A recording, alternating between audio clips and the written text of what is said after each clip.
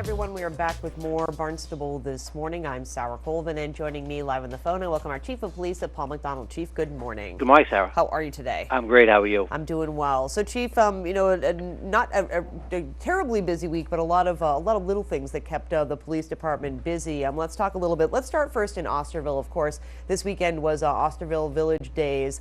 I actually went to Osterville this weekend. It was a really great little celebration for that village.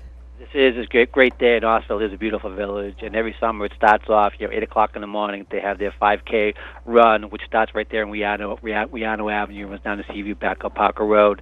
And then 1 o'clock in the afternoon, well, of course, they have ongoing things for the kids and their families all day long, and then they have the parade that kicks off at 1 o'clock. They start with the antique car shows, and then they have the parade. And it's a great event for everyone in Osterville, and it's just one of those days where people in Osterville, the residents out there, just go out there just to appreciate their little village out there, and it certainly is a beautiful spot. Absolutely, and so certainly police are there to keep the crowds under control as well as do some road closures during that parade. Right, that whole downtown area down on Main Street, West Bay Road, that's all shut down. We reroute the traffic up to Tower Hill Road, and then we have to reroute everybody down through Seaview Avenue and out into Oyster Harbor. So it's about a 10-man detail, but we're in there for like 3.5 hours, and then we're out of there. So and they appreciate it. So it's just one of those things that we do all the time, and it's all part of the budget. Absolutely. So, Chief, certainly we were hearing reports of, I believe that was yesterday, there was a fire in a duplex on Miramar Road. On Miramar Road yesterday, just after 2 o'clock in the afternoon, there was a fire down at, I believe, 32 Miramar Road. The fire started up in the upstairs.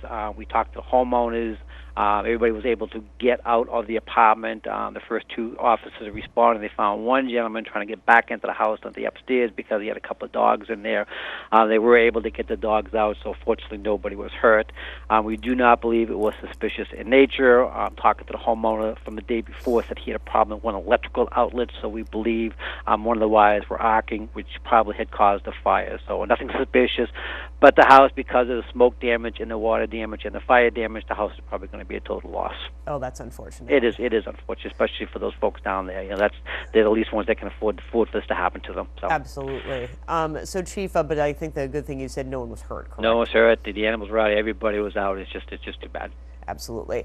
Chief, let's talk a little bit about Long Beach Road. You say that there were some new patrols going on down there? New patrols out there. We tried something different. We've had a couple of complaints over the summer from the residents of Long Beach Road. As you know, first there's a parking issue down there. There's only 2 lots down there off of Long Beach Road. They fill up very, very quickly. Yes, they do. And then individuals go down to all the way down to the end of the dead end road. They drop people off, and they get their coolers. They get out. They get everything they need for the beach, and they head out to the beach and spend the day out there.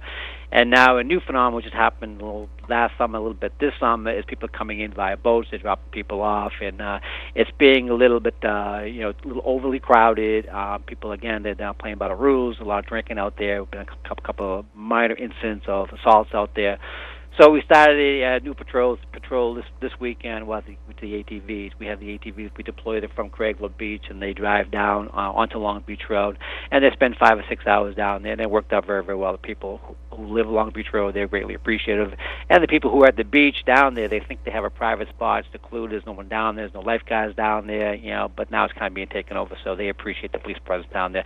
And it worked out very well. Unfortunately, there were no arrests, so that worked out well for us. Well, that's good. And, Chief, I have to say that like many, Long Beach is one of my absolute favorite places to go, and certainly have noticed an uptick in the activity that you're describing, right. And it is definitely more pleasurable when it is a little more quiet. And that's what we're looking for. We're not trying to dissuade anybody from using the beach. That's what the beach is there for, but there are rules. Everybody has to play by the same set of rules. People go out there, they have a couple of beers, and next thing you know, they're drunk and they're acting like fools, and then the police have to get involved unfortunately. Certainly, and we certainly don't want that. Oh, so Exactly. Chief, what else kept you guys busy over the past week? Unfortunately, Friday afternoon, we had a drowning just about 3:30 in the afternoon about down off of Coville's Beach. A gentleman in his early 80s went in for a dip. We're not exactly sure what happened, if he had a medical condition or if he drowned once he was in the water. He was brought to the hospital. He was pronounced dead. Our detectives unit, the Mass State Police, are doing a follow-up investigation trying to determine the cause of death. Nothing is suspicious there, but we still have to find out what the cause of death. And right now, all our not all, but the officers out in the outside patrols, they are off for the house on Old Stage Road. They're currently investigating another overdose death there. I believe this is our 12th overdose since January 1st of this year. A 22-year-old subject They went down this morning to wake him up. I was unconscious. He still had a needle in his hand.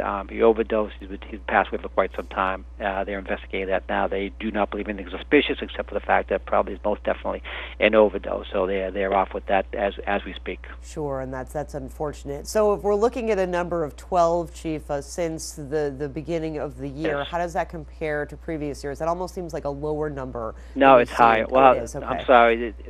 Number 12 for the overdose. It is down. The number of overdoses are down. They're down probably 60% of where they were last year for the overdoses, but the number of fatalities is actually up. Okay.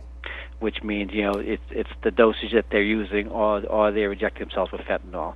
And the problem is, once we go down there, the first thing the detectives do is they try to pick up any evidence, and usually there's not enough to send out to be analyzed, and that's another issue that we're having. Absolutely. So again, still obviously continuing to be a big issue facing. Absolutely.